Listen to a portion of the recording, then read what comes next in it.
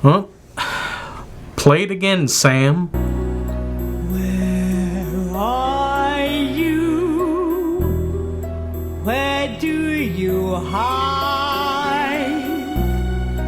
Where is that moonlight trail that leads to your side?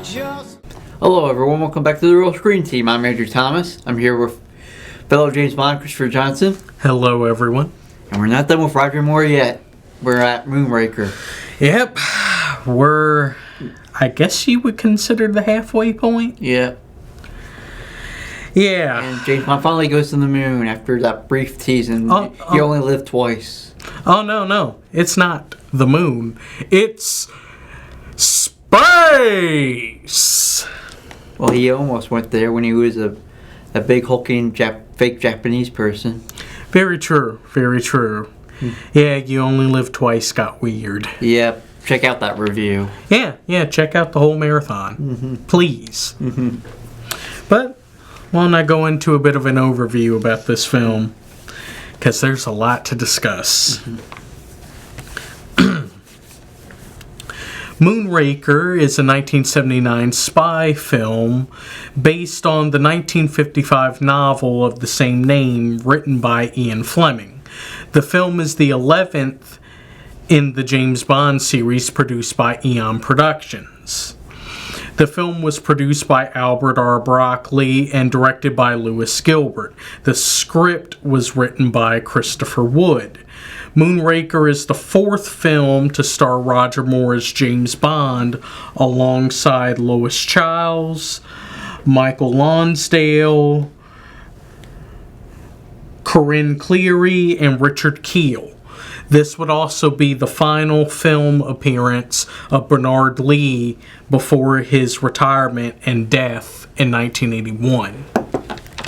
Now, the interesting thing about this film is originally this wasn't the film that was going to come next. It was actually supposed to be For Your Eyes Only. But around 1977, when The Spy Who Loved Me came out, there was a little film that kind of took over the world. Star Wars. Yes. Star Wars. So therefore, Star Wars mania was happening. So therefore, everyone and everything had to go to space. So Albert R. Broccoli was like, why don't we go ahead and throw James Bond in space? And there were definitely some interesting results. And now, the synopsis. Bond investigates the theft of a space shuttle, leading him to Hugo Drax, the owner of the shuttle's manufacturing firm. Along with the space scientist and CIA agent, Dr. Holly Goodhead, Bond follows the trail from California to Venice, Rio de Janeiro, the Amazon rainforest, and finally into outer space to prevent Drax's plot to wipe out the world's population and recreate humanity with a master race. So, your thoughts on the film? It was really interesting. I thought Roger Moore did good. He finally found his character. Well, I think he had already found his character by The Spy Who Loved Me. Yeah. So this is definitely during the time where we're in that nice pocket of Roger Moore at his best as his Bond.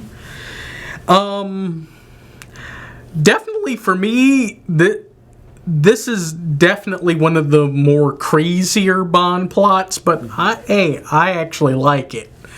Despite how off the wall it gets. Yeah, like him being chased by Jaws through most of the film. Well, that was already happening in The Spy Who Loved Me. But I'm talking about as far as literally fighting in space and space lasers and other things like that. But we'll get into that. But seeing as though you brought him up, start with Roger Moore as James Bond. Like we said, in that perfect pocket of films where he's perfect as his James Bond. You know, charming and witty, but also he's not afraid to throw a few punches and maybe bust a few caps. Though I do find it interesting that for some reason they kind of tried to make him seem a bit sexist towards Dr. Goodhead.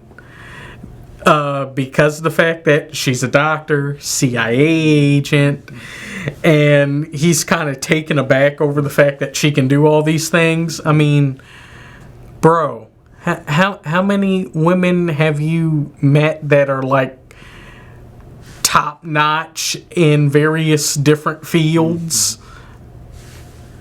I don't really get why you're this surprised, but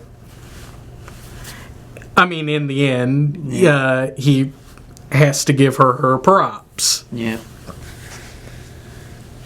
Any additional thoughts for you? No, I already said what I have to say. Okay. Well, we talked about Bond. Why don't we go into the Bond girl? Dr. Holly Goodhead, played by Lois Chiles. Ah, yes. More innuendo, double entendre, sex pun names. I think she's the first American Bond girl. Because because the last ones have been like Russian or not American. Well, Solitaire doesn't count because she's from a different country. Yeah. Yeah, I think you're right. Yeah. Yeah. Huh. That's actually interesting. Yeah. I find that very interesting. But either way, Dr. Holly Goodhead is one of the better Bond girls in my opinion she's because a hot scientist. Yes. And also the fact that she's also a CIA agent that isn't afraid to kick ass. Seriously, she's a badass. She can hold her own in a fight. She's a great marksman when it comes to guns. She is awesome. Along with the fact that she is brilliant. I mean, and so much agency in this whole film. I mean, she's the one that pilots the ship into space so they can finally have that big confrontation with Drax.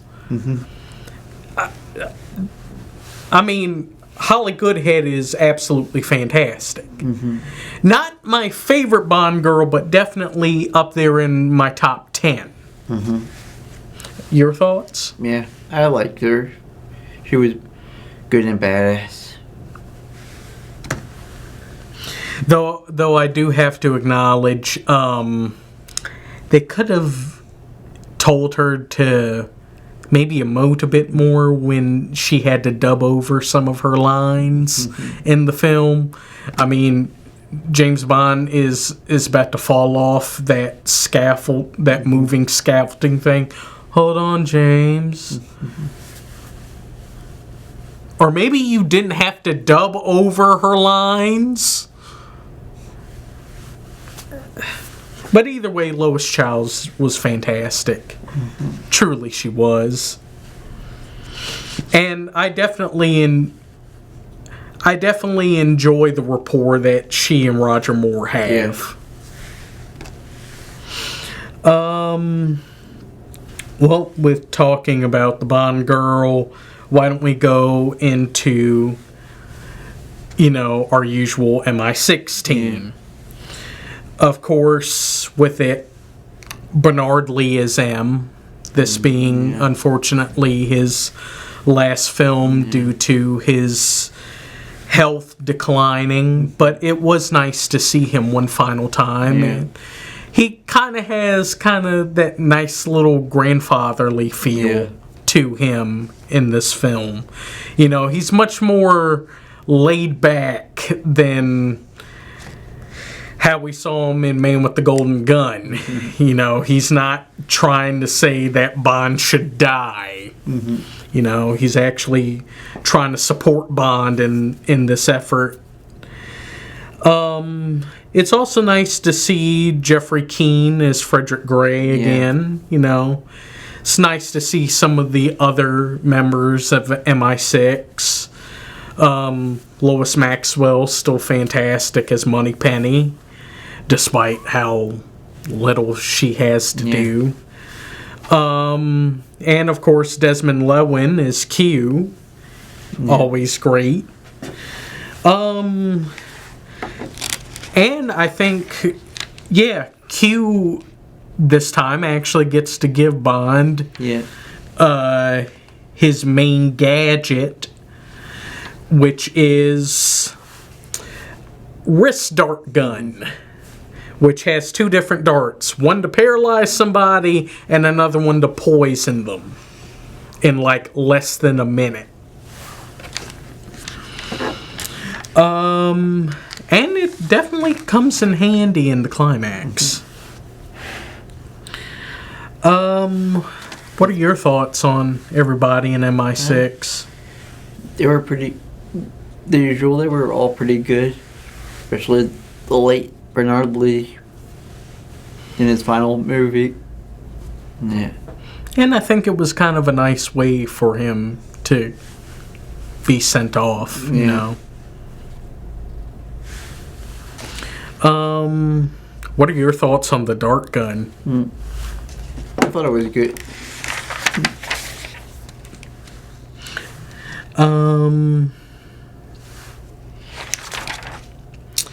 Well, I guess we're talking about... should we go into a couple of the other kind of support? Or... No, not really. Okay. Well, why don't we go ahead and get into the main bad himself. Hugo Drax, played by Michael Lonsdale. Michael Lonsdale is fantastic in this film. He really is. He some people may think that he is hamming it up. Or maybe he might be phoning it in. No, this man is perfect. Yeah. He is a fantastic Bond villain. I mean, the fact that he's so snooty and he pontificates and... He kills a Bond girl with his dogs. Oh, we'll get into that. Dear God.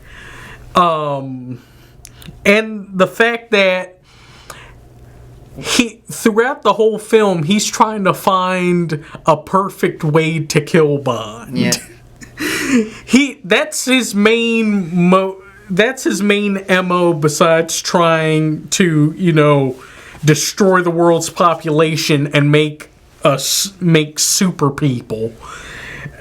He just wants to find quite possibly the most fantastical and humorous way to kill Bond. Yeah. And I find that hilarious. I mean, what are your thoughts on Drax? He was similar to Goldfinger in some way, with a little bit of... I can kind of see it. Yeah. I can kind of see it. Yeah. With his personality and all that, yeah. Felt like a little bit of a Goldfinger clone, only he wants humanity... He wants to start his own race in space. Well, really, in the end, are you sure it's Goldfinger or is it Stromberg? yeah. The plot, while I really do enjoy. This is essentially the previous film, but instead of under the sea, it's in space. Well, personality is more Goldfinger. Yeah, but with the with the villain plan of Carl Stromberg. Yeah. But in the end, I do like Michael Lonsdale, and I actually think his idea, his way of doing things is a bit more clever than Stromberg's. Though with a main Bond villain, you do have people that need to work with him. Why don't we first start with the fellow Bond girl that unfortunately becomes the sacrificial lamb, Corinne Dufour, played by Corinne Cleary. I really liked her, and the way she was done dirty was horrific. Yeah. I mean, it's kind of a thing that has to happen in Bond films where people that either work with Bond or help Bond in some way end up dying. That's just how spy work happens. But her death, oh my God. Yeah. Chased down and then utterly mangled to death by dogs. Bloodhound dogs. Oh, good Lord. How did this get a PG rating? How? Well, the rating system wasn't quite changed yet up until... Oh, yeah, PG-13 wasn't a thing yet. Yeah.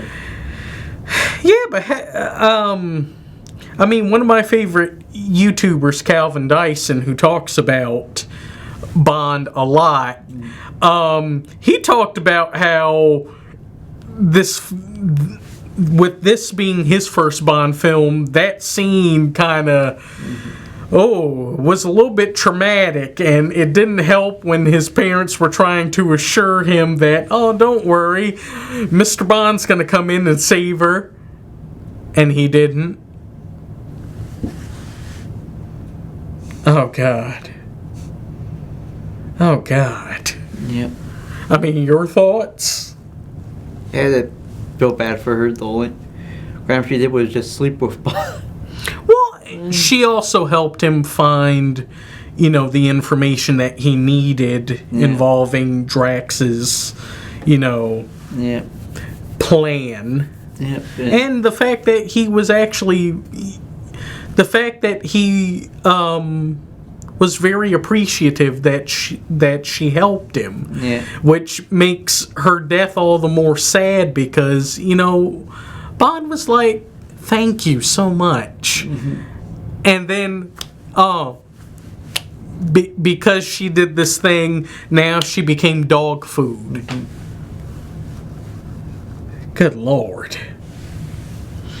But with, unfortunately, the sacrificial lamb, go into the main henchman. And this time, and one time only, a recurring henchman. Welcome back, Richard Kiel. Jaws is back. Yep. But this time, Jaws isn't as the absolute unstoppable monster that he is in The Spy Who Loved Me. They kind of turned him into Wile E. Coyote. Yeah. He was basically a cartoon character. Yeah, his whole section of the film is essentially turns into the Roadrunner cartoon with James Bond being the Roadrunner. Because there are definitely some moments where you could see Jaws reacting the same way Wile E. Coyote would when any of his plans fall short and he's about to hit a wall or fall off a cliff. Yeah, but he also finds true love. Yes. With the most adorable girl around, Dolly, played by Blanche Revlick. Dolly's adorable, and their relationship is adorable. They that's what we all want in life, you know, just to find the right girl, you know. Yeah. Short, cute pigtail girl with huge chunks of land. Yeah, but not quite sure how that relationship works with all of his middleness. Oh yeah. Clip. Yeah. We heard a cling. I mean, I think Deadpool had it right when he said this involving Colossus. Shot. Oh, your poor wife. Yeah, how's that going to work later on? Especially with the whole idea that with Jaws and Dolly going up into space, they were planning on being a part of Drax's whole mission. And then he did a face turn because of him not being allowed to do it because he was imperfect.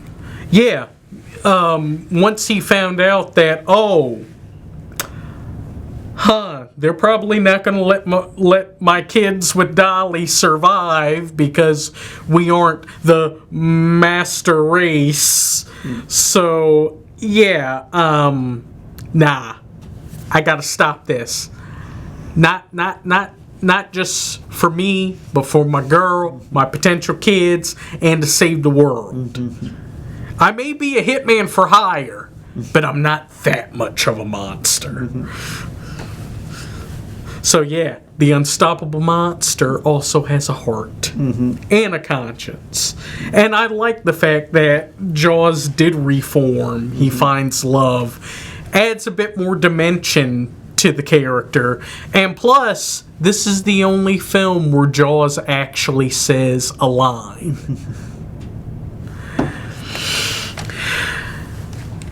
Yeah, which tends... It's weird. Sometimes the villains, the henchmen tend to not get the opportunity to speak. Yeah.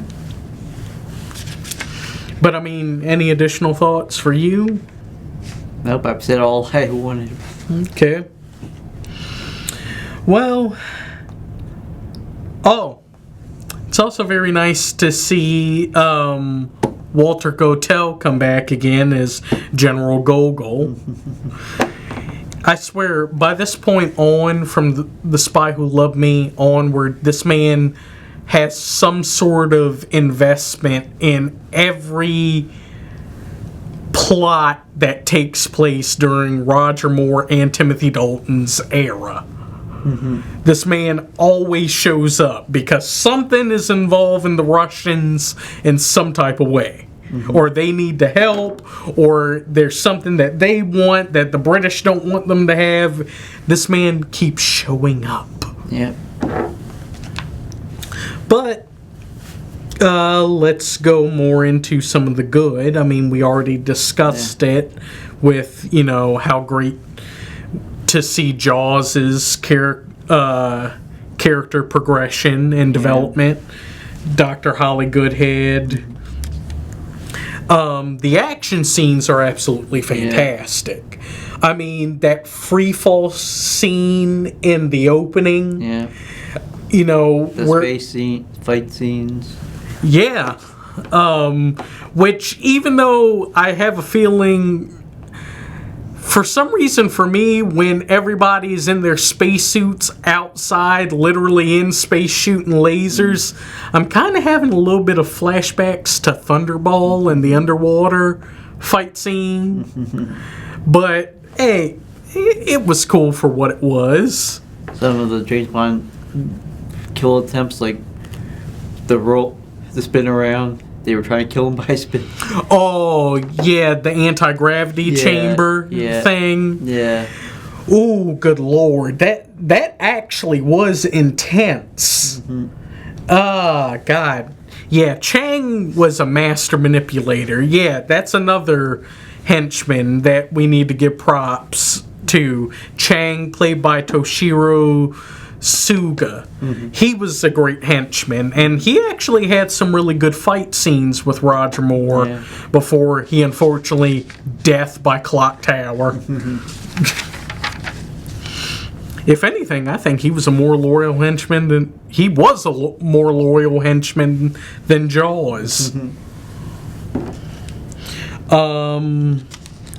And I do have to give Drax some credit. Despite the fact he's trying to make a race of superhumans, at least he's an equal opportunity villain because he's trying to get the perfect specimens of every race and nationality. He wants to make superhumans of every race. And essentially just have them make baby after baby after baby. And then, once they're all grown up, come back to a world that has no more human population, and he takes over the world with his super race of perfect specimens. But let's get into the bag. Well, there's at least a couple other things. I mean, some of the more funnier little things to acknowledge, like the double take pigeon, the noble dog, another appearance of the what did I drink guy, and also the theme song for this film was actually the third and final theme song done by Shirley Bassey. I mean, she definitely did do a good job, but this one I consider the weaker one compared to absolute classics like Goldfinger and Diamonds Are Forever.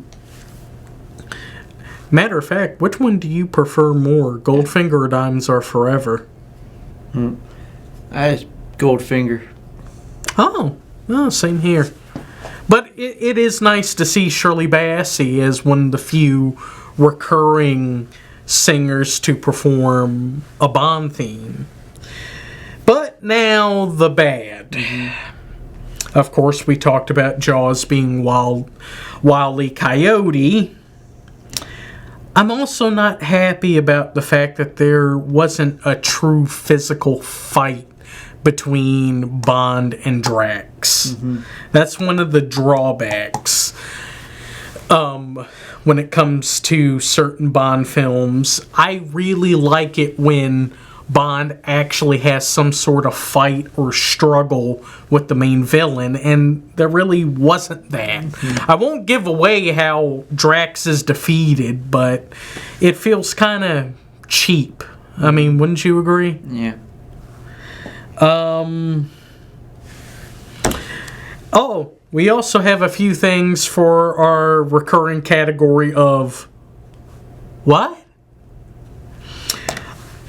Particularly MI6's secret location in this film. Why do they have a special monastery where they have their base of operations? They have a base of operations in a partially sunk boat. They have a base of operations in a submarine. They have a base of operations in a pyramid. Now they have a base of operations in a freaking monastery in the mountains. I understand you may need various areas for your, base of operations as a spy, but do you need these elaborate places? Do you really? Especially with Q having Q branch causing explosions and whatnot in this quiet monastery where apparently everybody's practicing martial arts and practicing their marksmanship with laser guns.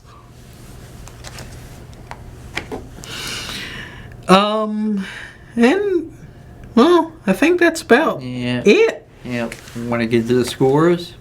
Sure. Well, why don't you go first? I give this an 8 out of 10. I thought this was really good, mainly with the Jaws part was the thing that got me interested more into this movie. His turn. For me, I give this a 7 out of 10. I definitely enjoy it, but I feel this is the more...